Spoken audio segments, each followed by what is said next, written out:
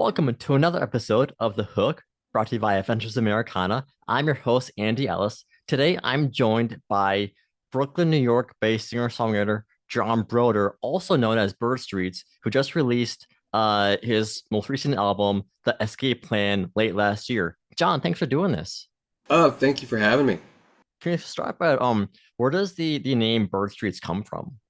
Well, Bird Streets was I made my the first Bird Streets record, and the latest one were made with Jason Faulkner, who's a musician who's played with a million artists. Currently, he's playing with Beck and St. Vincent, and making his own music. And he lives in L.A., and so we did those records there. And that first record, when I was making it, I discovered there's a neighborhood called the Bird Streets, which is actually like super posh, and it was kind of like a funny juxtaposition because I was like staying on my friend's like deflated air mattress in his like Hollywood apartment with cockroaches and stuff. It was a real aspirational name at the time. But it also, like, at the time that I was writing and recording that record, I had pretty recent ties to Albany, New York, which is where I kind of had lived for a while before I moved to this city, and all the streets in downtown Albany were also named after birds, so there's like a little synchronicity there. So that's kind of the short version. So I've been really enjoying The Escape Plan. Your vocals actually Art- remind me a lot of Dan Wilson's from Semisonic. Oh Um, yeah, love yeah, Dan Wilson. Yeah, and I'm near Minneapolis, so it really kind of fits too. yeah. And the songwriting does a great job of like it allows the listener to like interpret it for their own, but you do like a brief hint as well. Can you talk about how you landed on the name of the album? There does seem to be like a theme of like ending in the album. Sort of, yeah. So the Escape Artist is the name of the record, and it was written. A lot of it was written, and all of it was recorded during COVID. It was the first thing I got into, basically. Once the lockdown had started to like kind of ease up. I'm in New York, and like it was tight here. It was weird for a long time, and that was the first time I got on an airplane was to go to Los Angeles and start that record with Jason. Um, and then it took a while to finish, but it took, over the course of a couple of years, we made this record over the course of COVID, kind of becoming, less of a daily thought. And the songs all kind of had this, like, I like to say, itchy quality to them. The lyrics, there were a lot of lyrics about getting away, running, run. The titles are like "Run for Our Lives" and what's it, "Exit Plan," things like that. Yeah, so it's a song about kind of, or a record about kind of just kind of feeling uncomfortable, and you kind of wanting to push on the walls a little bit. Mm. So yeah, it was an unofficial theme, but as we kind of were developing material and recording things, it started to feel like, oh, this has kind of got a vibe, and that title fit really well.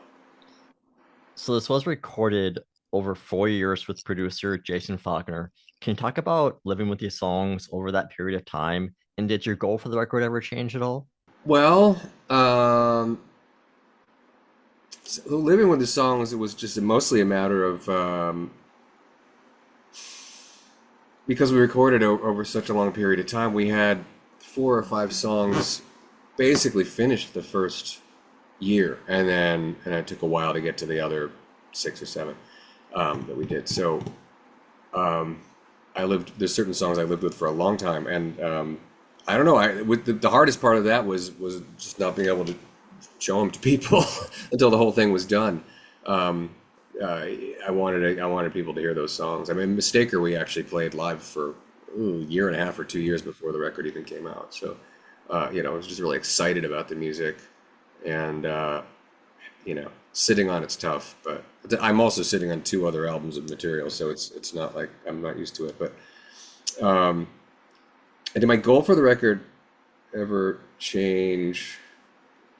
It's funny because like when I work with Jason, we don't go in with like a plan for. I don't know if I've ever made a record with like a hard, except for maybe my first one, with an actual plan and knew what songs were going to be on it and how I wanted them to sound. Like every other record I've made has pretty much been like, let's just see what happens and like kind of piece it together as you go. So with Jason, he's kind of producing, so I play him some stuff and he picks a couple songs and we make those, and then we walk away from it for a while and go do other things, and we come back to it, a couple months later or 6 months later, and pick some more songs, and it's like it's based on the stuff we've already done, and it's based on how we're feeling at the time. So it's like the goal is that it's always kind of changing as we make the record, um, by design, and then it does, and then the goal, the actual like finished idea starts to like reveal itself, about 3/4 of the way through recording material, where you're like, okay, now I think we've got a body of work here, and I can put a title on it.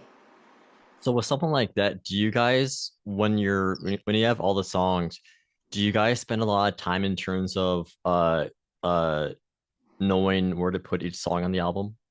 I pride myself on the sequencing. I love that part of it. I love the creating the experience of listening to a record. Some records are just song, song, song, and that's all these are really. But like I do feel like there's a little bit of a ride that you go on. It takes you in a place. I love to have that. I think that's about where the 75% mark I just said comes in, where I get to about 8 or 9. I think with this one, it was about 8 songs in, and it was just like, okay, this needs this thing, and it needs like an opening track. I knew I like Mistaker was there. I knew it was going to go early, probably second, maybe first. And then once the rest of the stuff, once I knew that like this song was going at the end and this stuff was going in the middle, and we started to feel like a sequence. I was like, okay, I need to write a song to open the record. That's where Bedhead came from. And in Sweet Amnesia, I always knew was going to close the record. So it was kind of it's a little bit a puzzle thing over time. But then like you get to a certain point and you're just like, there it is. I think with this one I knew the final order of it a year before we finished it, and it was just, I think I moved maybe 2 songs around by the time it was done, but it was pretty obvious. So with Everyone We Love Will Go Away, it's Yeah. one that to me one like rockier songs on the record. It talks a lot about to me about being alone. Can you talk about this song and also turn the title into one word? The title being as one word is because it's the longest song title um I think it's the longest song title I've put on a song that I've released. And yeah, it's yeah, that's the most COVID-y song I think on the record. It's really, and that's when I say, so, some of them have like an itchy vibe. That one, like the whole kind of what do you call it? Kind of Eastern scale there that's in there. That kind of exotic sounding. So we Okay. can call it exotic. Can't think of the name. Look, there's a scale that it's kind of using. That kind of creates this sort of like squirreliness, Mhm. and then the kind of drums with being offbeat. So this whole song kind of has this really like a little bit sketchy vibe, and then the lyrics are just basically, yeah, about shutting yourself inside and not trusting anybody. It was also written. The lyrics were written right around the time with of all the COVID denial and all the things that were going on, and anti-vaxxing and stuff like that. So it's kind of written a little bit with from that perspective, but I'm not that person. But I'm not that. It was a little bit of role playing, but it's also just basically being about being paranoid, about being afraid to go outside, which was very much a thing in New Yeah, York for a yeah. little while. I mean, New York City was like, I hate going back and talking about this in a way, because it was cool to go on long walks and not see people, but it was also like, I want to see people. I don't want to be crossing the street because somebody's coming after me, coming the other direction. It's a strange time. So like that all kind of bled out into the lyric of that song of just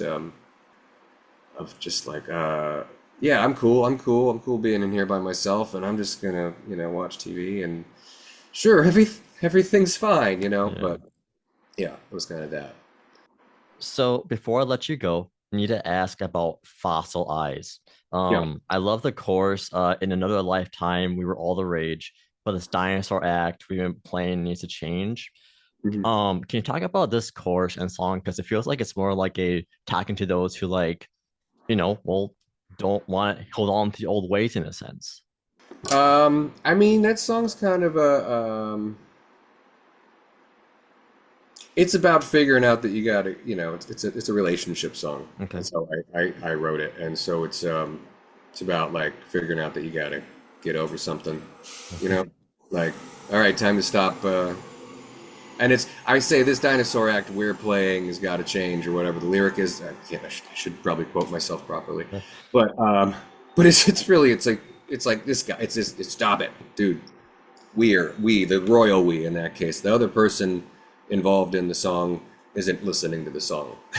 You know what I mean? Yeah. So it's that. It's just yeah. It's about like my last record, Lagoon, was like a divorce record, and it was a lot of like rumination and a lot of like hard memories and that kind of stuff. And that song is kind of like the next part of that, which is just like okay, enough of that. Let's do the next thing now. Well, John, thanks for that insight and thanks for doing this. I've got to let you go, but the new Bird Streets record, you said it's called The Escape Artist or Escape Plan? Escape Artist. Okay, Yeah. Escape Artist is out now. It's been another episode of The Hook. I'm Andy Ellis. See you next time, everyone.